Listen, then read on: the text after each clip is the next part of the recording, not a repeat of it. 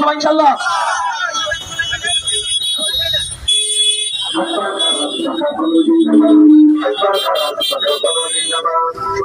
দেশের মানুষ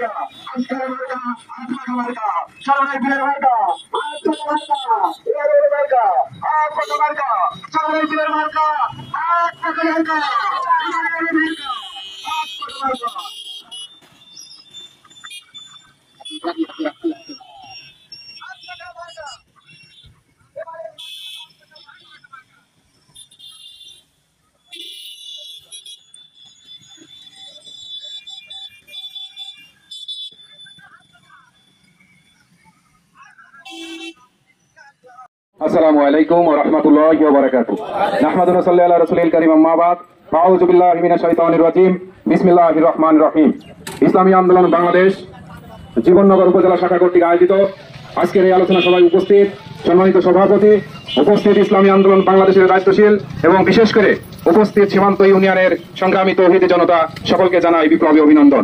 সংগ্রামী সাথী ও ভাইরা আমার, বাংলাদেশ 1971 সালে স্বাধীন হয়েছিল সাম্য, মানবিক মর্যাদা এবং সামাজিক ন্যায় বিচার প্রতিষ্ঠার জন্য।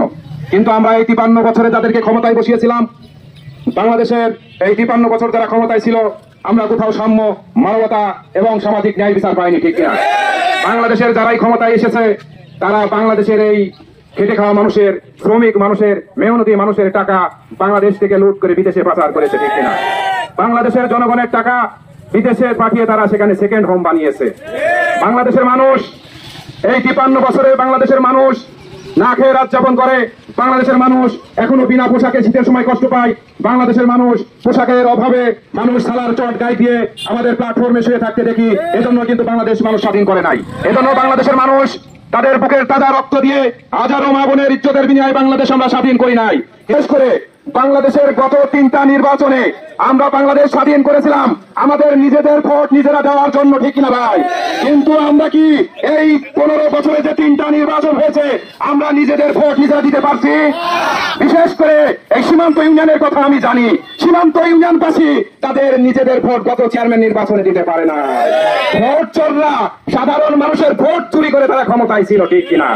আল্লাহর রহমতে 5 আগস্ট বাংলাদেশের ছাত্র জনতা ওলামায়ে কেরামের নেতৃত্বে বাংলাদেশের সেই সমস্ত ভোট চোররা বাংলাদেশ ছেড়ে ভারতে পালিয়ে গেছে, ঠিক কিনা? সংগ্রামী সাথী ভাইরা আমার, বাংলাদেশের মানুষ আর ভোট চোরদের দেখতে চায় না। বাংলাদেশের মানুষ কোন দুর্নীতিবাজদের দেখতে চায় না। বাংলাদেশের মানুষ বাংলাদেশের টাকা বিদেশে নিয়ে সেকেন্ড হোম বানাবে এইরকম মানুষ বাংলাদেশের মানুষ দেখতে চায় না। বাংলাদেশের মানুষ আর না খেয়ে থাকতে চায় না। বাংলাদেশের মানুষ বিনা পোশাকে তার থাকতে চায় না। বাংলাদেশের মানুষ চিকিৎসার অভাবে আর মরতে চায় না। তাই আসুন এই 53 বছরে যারা দেশ চালিয়েছে তাদেরকে বয়কট করি আমরা। তাদেরকে বয়কট করে আগামীতে ইসলামী দলকে ক্ষমতায় নিয়ে আসি। আগামী বাংলাদেশ হবে ইসলামের বাংলাদেশ। আগামী বাংলাদেশ হবে বিশ্বাস চরমনার বাংলাদেশ। আগামী বাংলাদেশ হবে হাত পাখার বাংলাদেশ। আগামী বাংলাদেশের সংসদে কালিমার পতাকা উড়বে, ঠিক কিনা? সংগ্রামী সাথী ভাইরা আমার, আমরা এই 16 বছরে নির্যাতন, অত্যাচার, গুম, খুন আমরা যে সহ্য করেছি, আমরা 5 আগস্ট আমাদের দ্বিতীয়বার স্বাধীনতা অর্জন হয়েছে। স্বাধীনতার যে সূর্য উদয় হয়েছে, এক শ্রেণীর মানুষ আবার বন্ধুরা তারা এই 1.5 মাসের মধ্যে 16 বছরে যা করেছে প্রায় সেরকমই করে ফেলেছে। বাংলাদেশের মানুষ আপনাদেরকে ক্ষমতায় দেখতে চায় না। বাংলাদেশের 16 বছর যে অত্যাচার হয়েছে আপনারা কোথায় ছিলেন সেদিন? আপনারা 1 মাস 1.5 মাসের মধ্যেই হাট ঘাট থেকে শুরু করে সমস্ত জায়গা আপনারা দখল করে নিয়েছেন। আপনারা আবার বলছেন যে ভোট তাড়াতাড়ি দিয়ে দেন। আরে ভোট দিয়ে কি হবে? ভোট দিয়ে যা হবে তা তো আপনারা করিয়ে ফেলেছেন। বাংলাদেশের মানুষ দ্বিতীয়বারে ভুল করবে না। বাংলাদেশের মানুষ আপনাদেরকেও ক্ষমতায় বসাবে না। বাংলাদেশ আপামর জনগণ বাংলাদেশ কৃষক শ্রমিক মেহনতি মানুষের আগামী বাংলাদেশের ইসলামী দল ক্ষমতায় বসবার জন্য উদ্গ্রীব হয়ে আছে শুধু একটা নির্বাচনের অপেক্ষা, ঠিক কিনা?